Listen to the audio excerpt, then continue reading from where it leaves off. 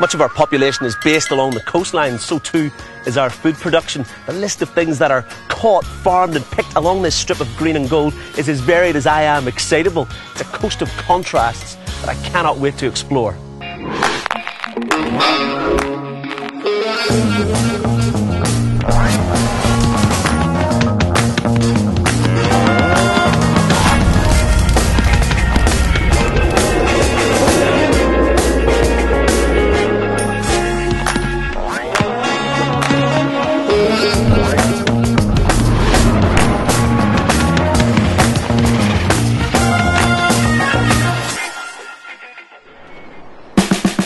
The Queensland coast stretches nearly 7,000 kilometres.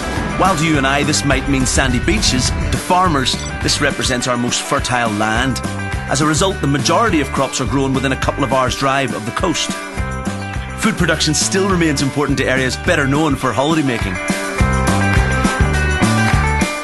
Oh, I could spot a chef a mile away. How you doing, man? Good, how are you? Gee, look at that, that looks special. Tim Whitehorn is executive chef of the Airlie Beach Hotel, and a very lucky one at that. He's developed a menu that uses only food grown in the Whitsunday region. You're very passionate about using local produce, Tim. Yes. What's the story there?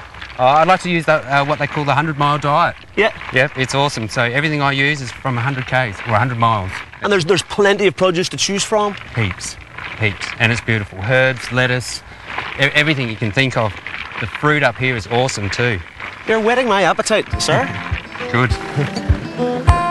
A trip to the shops is a very different experience for Tim, and once a month he invites guests along for the journey.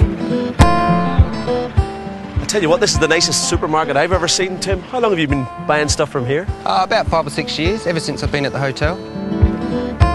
It took Tim 6 months to secure some 50 producers to supply enough food for his Localvore menu. I reckon if I stood on my tippy toes, Tim, I could see the roof of the hotel. I mean, It's close by. talk about taking your local produce seriously. And we'll pick some of this today and we'll take it for dinner tonight. So I don't know what you guys feel like for dinner. That one looks good anyway to me. So you're making the decision now what we're having for tea by what's looking at its sort of zenith? The food tour takes in a wide variety of produce, from tropical fruit plantations. What are they called? Brazilian cherries. How do they taste? A bit tartish. To some wild food gathering. We're just going to pull up here and then I'm going to pick some paper bark, some native paper bark at the creek here. And I'm going to wrap the fish in it tonight. Next thing for the menu, don't even know what it is. Don't know what it is. Lemon myrtle. This is Australia's largest lemon myrtle farm. Is that right? Yep, there's 1.2 million trees here, or if you want to call them bushes. One particular highlight of Tim's tour is spending some time with Christina Della Valle and her free-range piggies. Christina, I now understand where that saying comes from, as happy as a pig in... Exactly, that's now like as happy as a pig in mud. And that's my second actually goal, is not only raise good meat for the consumer, but I also want the animal to have a decent animal life. Happy pigs. Berkshire pigs are a heritage breed, the livestock equivalent of heirloom tomatoes. They say it's a Wagyu of pork. Right. Highly marbled, very, very juicy, very tender, and they get only vegetarian food, and you get pork that is just utterly beautiful. Never thought we'd come this far, no matter where you are.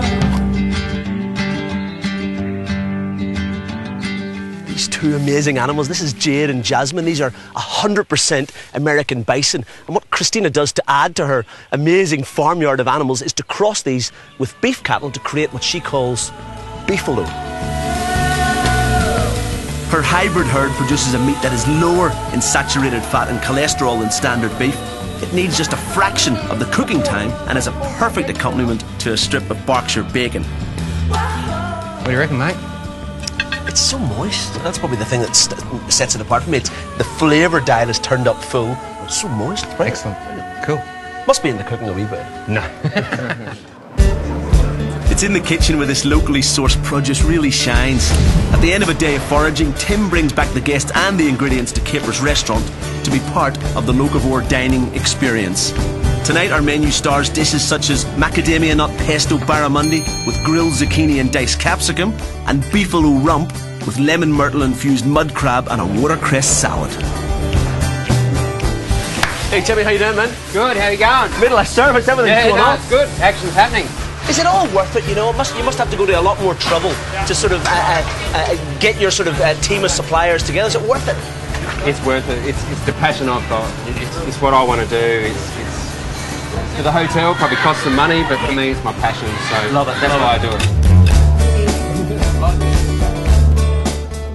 I tell you, throughout those dazzling dishes that we've had tonight, it really crystallises for me that message, the importance of shopping locally and buying produce that's in season, because you know what, you can taste it in every mouthful.